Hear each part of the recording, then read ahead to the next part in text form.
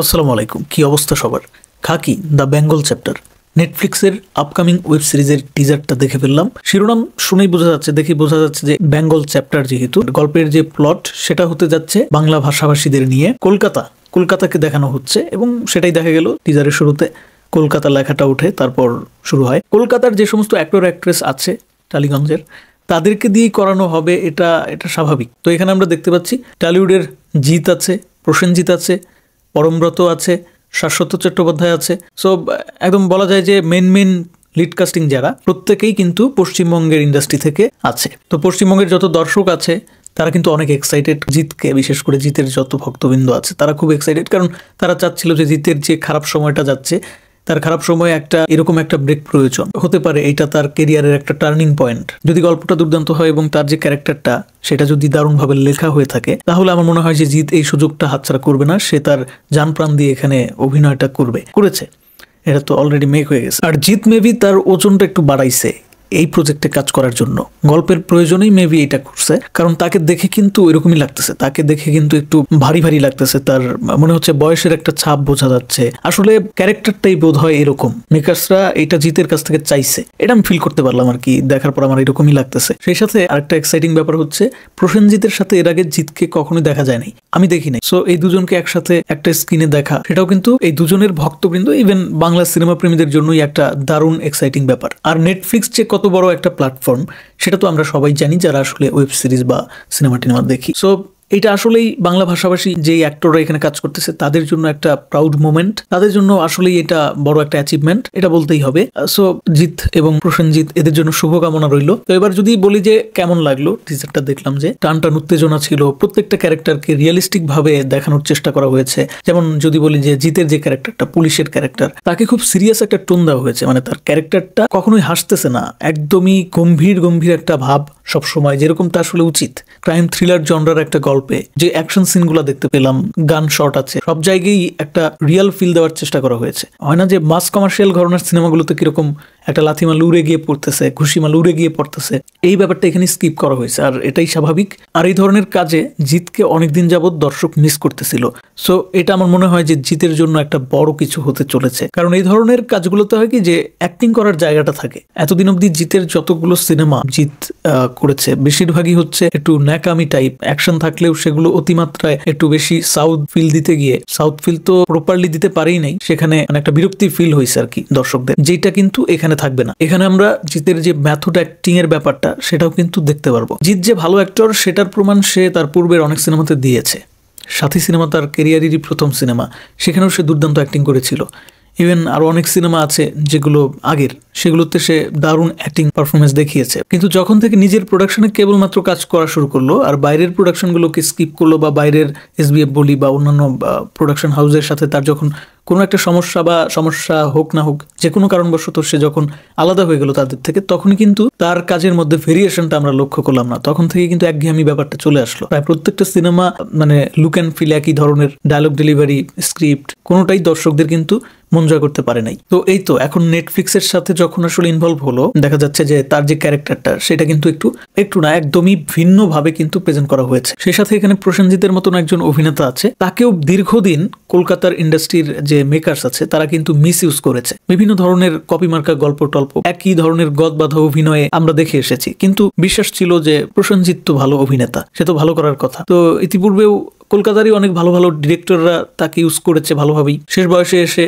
দুর্দান্ত পারফরমেন্স এবং দারুণ ফিটনেসের মাধ্যমে দর্শকদের কিন্তু মন জয় করে নিয়েছে এই প্রসেনজিৎ, ওরফে বুম্বাদাও বলে অনেকে একে। তো এই দুজনের একটা হাড্ডাহাড্ডি লড়াই কিন্তু আমরা আসলে স্ক্রিনে দেখতে পারবো। কারণ এখানে প্রসেনজিতের যে ক্যারেক্টারটা, সেই ক্যারেক্টারটাকে দেখে বোঝা যাচ্ছে সে একজন পলিটিক্যাল লিডারের ক্যারেক্টার প্লে করতেছে। অপরদিকে জিতের ক্যারেক্টারটা হচ্ছে পুলিশ অফিসারের ক্যারেক্টার। এখানে আবার পরমব্রতকেও দেখা যাচ্ছে। পরমব্রত জানি না সে আসলে সম্পূর্ণ ওয়েব সিরিজ জুড়ে থাকবে কিনা। তার ক্যারেক্টারটাকে এক ঝলক দেখানো হয়, দেখে তো মনে হলো, কেমন জানি ফিল হলো যে তার ক্যারেক্টারটা মেবি এরকম থাকবে যে খুব সৎ একজন পুলিশ অফিসার, হয়তো কোনো একটা ভিশন কমপ্লিট করার ছিল কিন্তু সে করতে পারবে না, এই রাজনীতির ফ্যাসাদে পড়ে বা যে কোনো ভাবে মাফিয়া সন্ত্রাসীদের দ্বারা ক্ষতিগ্রস্ত হবে, অথবা একদম মারা পড়বে। পরবর্তীতে এসে হয়তো বা জিৎ সেই কেসটা সলভ করার চেষ্টা করবে, এরকম কিছু হইতে পারে আবার নাও হইতে পারে, জাস্ট অনুমান করলাম আর কি। এরকম কিছু হোক আর না হোক, জিৎ আর প্রসেনজিতের মধ্যে যে একটা দারুণ ফাইট হবে সেটা এক প্রকার নিশ্চিত। তো এই টিজার জুড়ে প্রসেনজিৎকে যতবার দেখা গেছে প্রত্যেকটা সিনেই তার এক্সপ্রেশন, অভিনয়ে আউটস্ট্যান্ডিংই ছিল, মানে খুব মানানসই লাগতেছিল তাকে এই ক্যারেক্টারের সাথে। কিন্তু একটা ব্যাপার আমি খুবই হতাশ, শুধু প্রসেনজিৎ না, প্রত্যেকটা ক্যারেক্টারই দেখলাম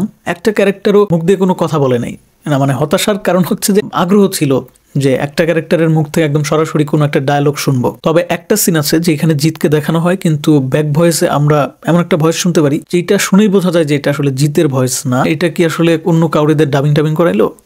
না, আমার কাছে মনে হয় যে এটা আসলে জিতের ভয়েসই না। এখানে আসলে আমরা হয়তো পরমব্রতকে কথা বলতে দেখবো, বাট টিজার কাটটা আসলে একটু আকর্ষণীয় করার জন্য এটা করা হয়েছে। ব্যাক ভয়েসটা পরমব্রতর হইলেই বেটার হবে, মানে জিতের ভয়েসটা যেন অন্য কাউরিদের ডাবিং না করানো হয়, তাহলে ব্যাপারটা কিন্তু জমবে না। কারণ যে কোনো অ্যাক্টর বলি, তার যে রিয়েল ভয়েস সেই ফিলটা কিন্তু ডাবিং এর মাধ্যমে আসলে পাওয়া যায় না, দর্শক কিন্তু সেই ফিলটা ডাবিং এর মাধ্যমে পায় না। আর জিৎ যেহেতু একজন এস্টাবলিশড অ্যাক্টর এবং আমরা জানি যে জিৎ কিন্তু বাঙালি না, জিৎ কিন্তু একজন অবাঙালি অ্যাক্টর, সো সে খুব ভালোভাবেই হিন্দিটা পারে। সো আমার মনে হয় যে হিন্দিটা যদি সে নিজের ভয়েসটাই দেয়, সেটাই মনে হয় যে তার কেরিয়ারের জন্য, তার যে কাজটা, এটার জন্য বেটার। কারণ ভয়েসটা কিন্তু ম্যাটার করে। অ্যাক্টিং এক্সপ্রেশনের সাথে ভয়েসটা যদি খাপে খাপ না মিলে, তখন দর্শক সেইটা দেখে মজাটা পায় না। গতকাল আমি এটা লাইভ অ্যানাউন্সমেন্টটাও দেখতেছিলাম, ওইখানে তো জিৎ একদম হিন্দিতে গড়গড় করে কথা বলতেছিল, শুনতেও বেশ ভালো শোনাচ্ছিল। সো আমার মনে হয় না যে জিতের ভয়েসটা অন্য কেউ ডাবিং করে দিয়েছে, এইটা পরমব্রতরই ভয়েস হবে। টিজারের সম্পূর্ণটা জুড়ে জিতকে বেশ কয়েকবার দেখা যায় এবং প্রত্যেকটা সময়ই তাকে বেশ গম্ভীর এবং কি বলবো একদম রাফ টাফ লুকে দেখা যায়। তার মানে